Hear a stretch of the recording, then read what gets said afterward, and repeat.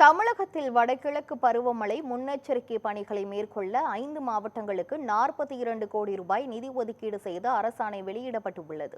மழையின் போது சென்னை, திருவள்ளூர், காஞ்சிபுரம், செங்கல்பட்டு மற்றும் கடலூர் மாவட்டங்கள் அதிகமாக பாதிக்கப்படுகின்றன.